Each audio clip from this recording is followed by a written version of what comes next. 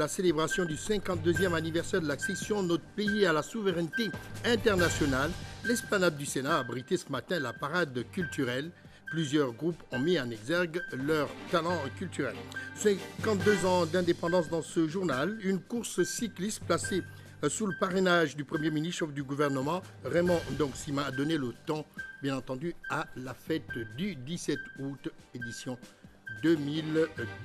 Et puis, la beauté gabonaise, toujours en veille à la célébration du 52e anniversaire de l'indépendance de notre pays.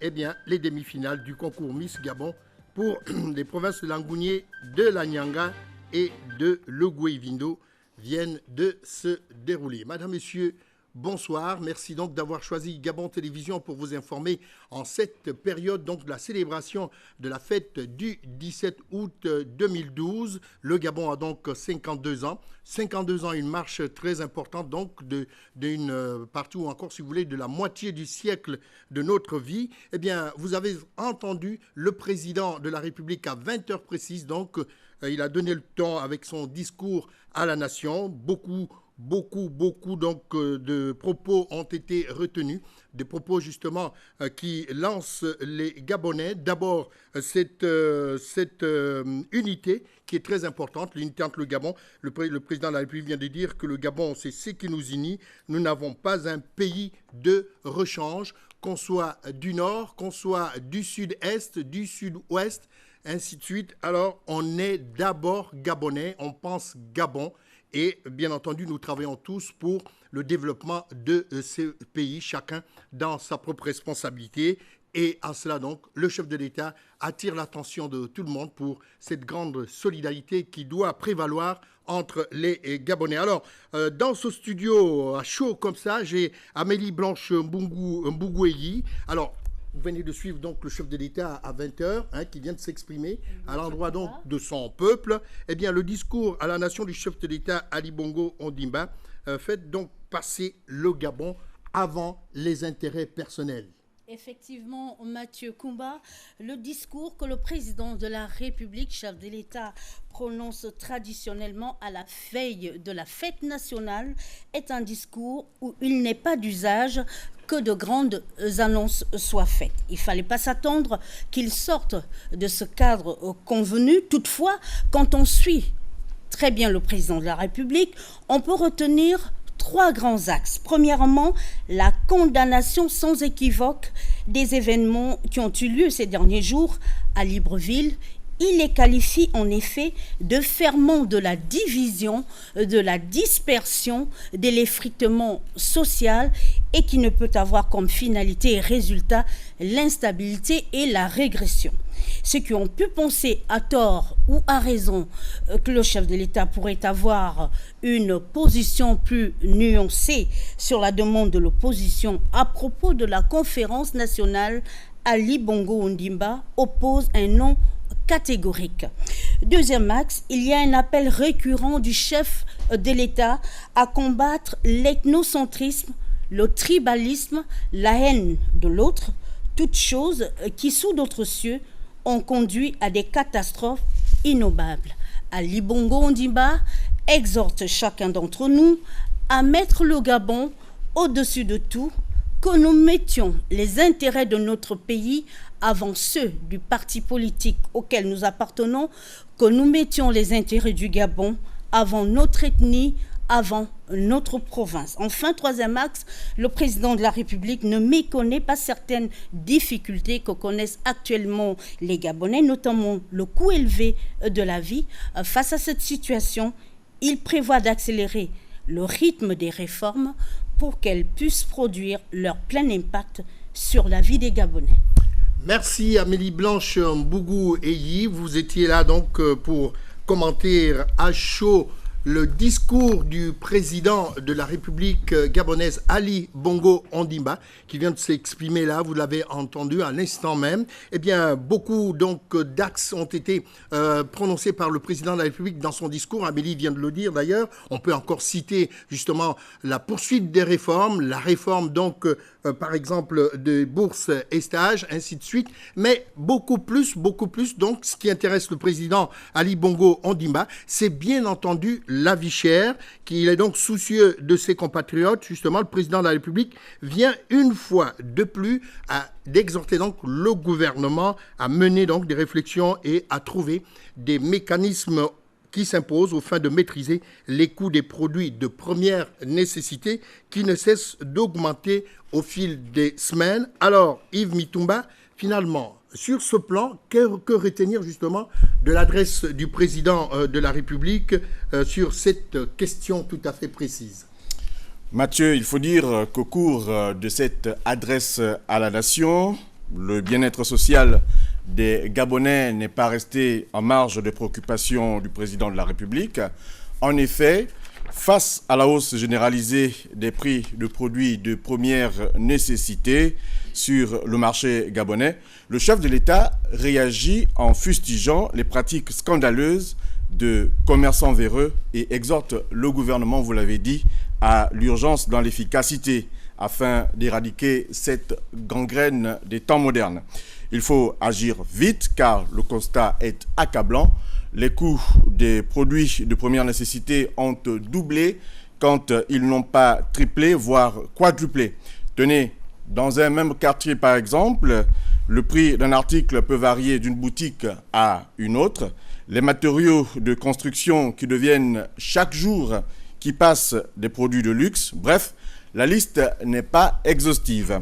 Si les populations applaudissent dès demain, il faut le dire là aussi, la récente décision du gouvernement d'il y a 48 heures de baisser et de plafonner les prix de produits de première nécessité, tels le riz, les produits laitiers, l'huile, le palme raffiné, les viandes, le poisson et bien d'autres produits. Il y en a au total 65 sur la liste arrêtée par la Direction générale de la concurrence et de la consommation.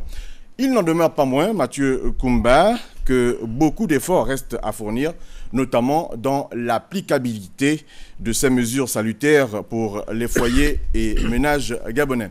Mathieu, il faut dire là aussi que, conscient que pareille décision avait accouché d'une souris par le passé, Ali Bongo Ondimba exhorte donc le gouvernement à maîtriser l'inflation des prix actuels de sorte à assumer, du moins à assurer un mieux-être à tous et à chacun.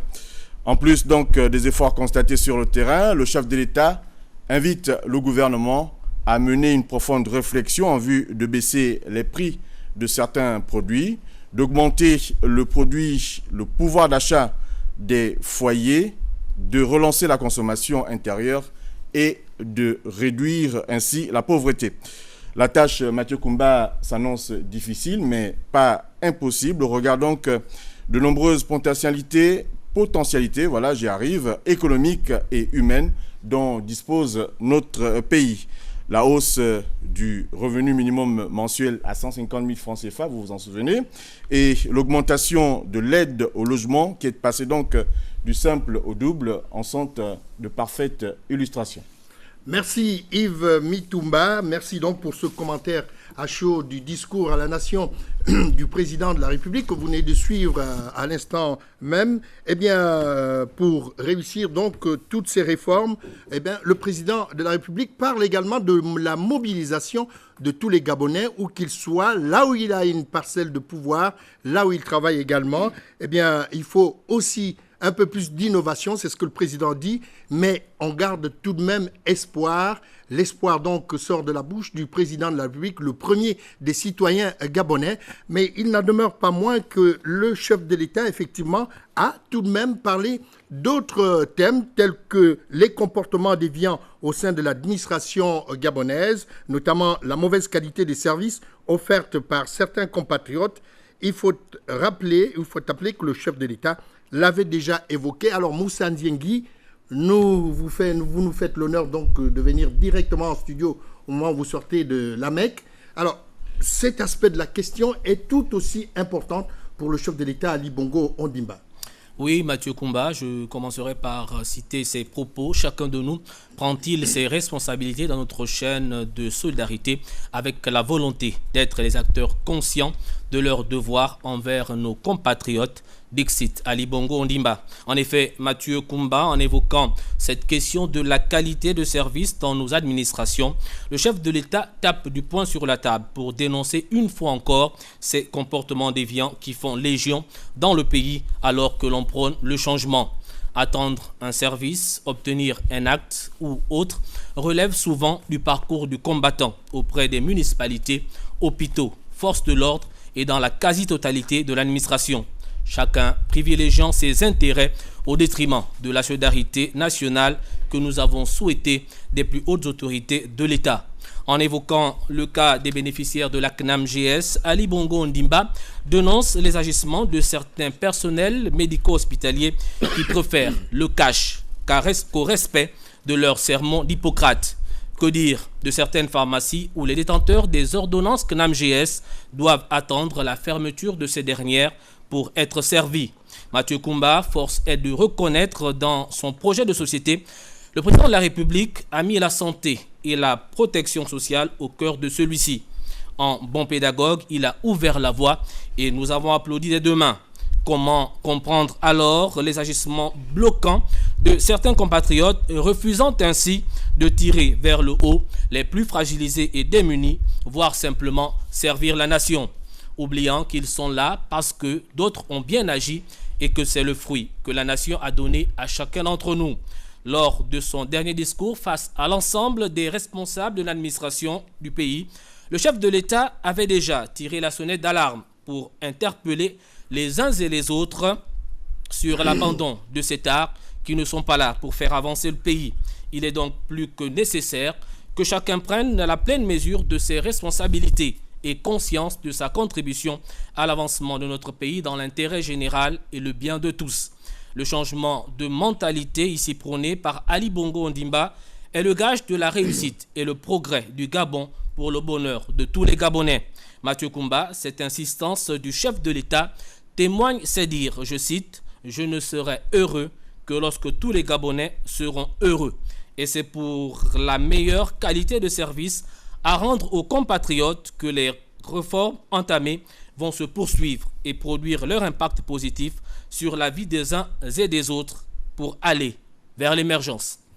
Merci beaucoup Moussa Ndiengui. Nous allons vous demander donc d'aller vous reposer après, bien entendu, être passé sur ce studio pour commenter à chaud comme ça le discours du président de la République. C'est aussi également cela, l'effort que recommande le président de la République et comme disait un auteur contemporain russe, Tolstoï, le travail dans l'effort et la persévérance, c'est la clé du succès. Et bien entendu, le président de la République parle justement de l'effort que chaque Gabonais doit entreprendre dans sa parcelle donc de travail. Eh bien, c'est pour magnifier tout cela, le président de la République a parlé et il a salué d'ailleurs les performances d'Anthony Obam, ce compatriote qui vient d'avoir la médaille d'argent aux Jeux Olympiques. C'est justement l'exemple probable ou plutôt patent de cet effort que le président de la République prône à chaque Gabonais dans toute la nation gabonaise. Alors, à présent, on va voir en image donc le séjour du chef de l'État à la Mecque. Vous le savez, le président de la République a pris part aux travaux du 4e sommet extraordinaire de l'OCI. C'est l'Organisation pour la coopération islamique du 11 au 15 août dernier. Eh bien, à la Mecque, donc, cette rencontre s'est achevée sur plusieurs recommandations et mesures. Nous allons voir tout cela dans ce reportage d'Ali Rajumba et Cédric Aleka pour la presse présidentielle. Organisé à l'initiative du serviteur des deux saintes mosquées, le roi Abdallah bin Abdelaziz, les travaux du 4e sommet extraordinaire de l'Organisation de la coopération islamique ont pris fin à la Mecque en Arabie Saoudite en présence du chef de l'État Ali Bongo Ondimba. Les 57 dirigeants de l'ECI se sont félicités de la mise en application du programme